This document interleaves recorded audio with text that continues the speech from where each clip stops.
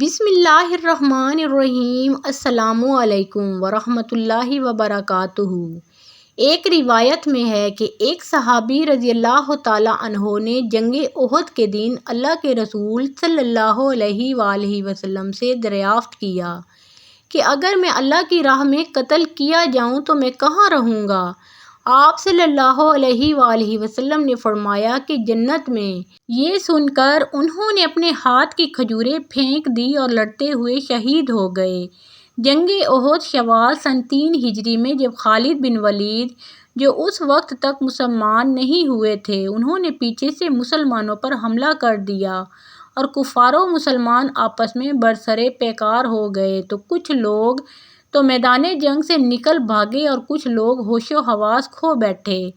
اسی دوران حضرت مصعب بن عمیر رضی اللہ تعالیٰ عنہ شہید کر دیے گئے تو دشمن نے یہ افواہ پھیلا دی کہ نعوذ باللہ محمد صلی اللہ علیہ وآلہ وسلم قتل کر دیے گئے ہیں۔ اس وقت مسلمانوں کا رہا سہا ہوش بھی جاتا رہا، اکثر لوگوں کے حوصلے ٹوٹ گئے، بعض لوگوں نے لڑائی سے ہاتھ روک لیا اور مایوس ہو کر ہتھیار پھینک دیے۔ کچھ لوگوں نے سوچا کہ رئیس المنافقین عبداللہ بن ابی سے مل کر کہا جائے کہ وہ ابو سفیان سے ان کے لیے امان طلب کر دے۔ چند لمحے بعد ان کے پاس سے حضرت انس بن نضر رضی اللہ تعالیٰ عنہ کا گزر ہوا۔ دیکھا کہ لوگ ہاتھ پر ہاتھ دھرے بیٹھے ہیں، پوچھا کس چیز کا انتظار ہے؟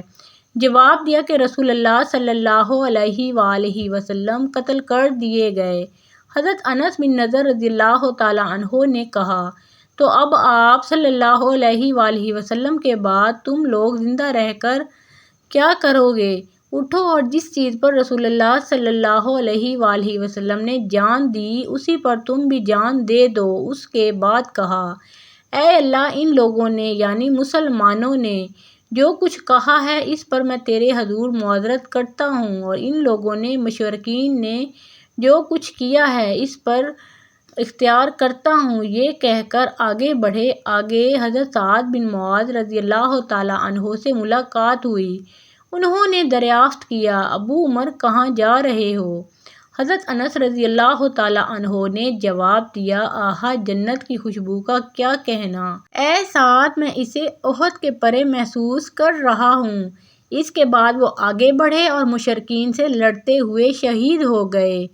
حضرت زید بن ثابت رضی اللہ تعالیٰ عنہ کا بیان ہے کہ احد کے روز رسول اللہ صلی اللہ علیہ وآلہ وسلم نے مجھے بھیجا کہ میں حضرت سعد بن ربیع رضی اللہ تعالیٰ عنہ کو تلاش کروں اور فرمایا کہ اگر وہ دکھائی پڑ جائیں تو انہیں میرا سلام کہنا اور کہنا کہ رسول اللہ صلی اللہ علیہ وآلہ وسلم دریافت کر رہے ہیں کہ تم اپنے آپ کو کیسا پا رہے ہو۔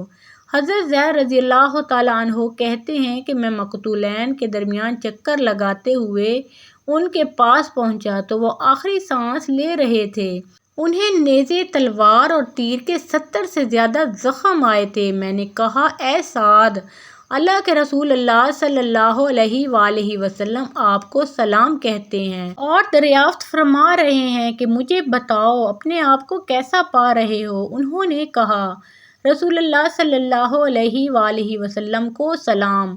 آپ صلی اللہ علیہ وآلہ وسلم سے عرض کر دینا یا رسول اللہ صلی اللہ علیہ وآلہ وسلم، جنت کی خوشبو پا رہا ہوں، اور میری قوم انصار سے کہو کہ اگر تم میں سے ایک آنکھ بھی ہلتی رہی اور دشمن رسول اللہ صلی اللہ علیہ وآلہ وسلم تک پہنچ گیا تو تمہارے لیے اللہ کے نزدیک کوئی عذر نہ ہوگا۔ اور اسی وقت ان کی روح پرواز کر گئی۔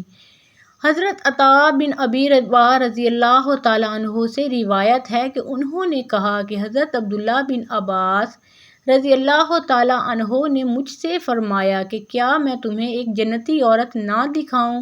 انہوں نے کہا کہ کیوں نہیں؟ کہا کہ یہ کالی عورت اللہ کے رسول صلی اللہ علیہ وآلہ وسلم کے پاس آئی اور کہنے لگی مجھے مرگی کا دورہ پڑتا ہے جس کی وجہ سے میں بے پردہ ہو جاتی ہوں، تو آپ صلی اللہ علیہ وآلہ وسلم سے میرے لیے دعا کیجیے۔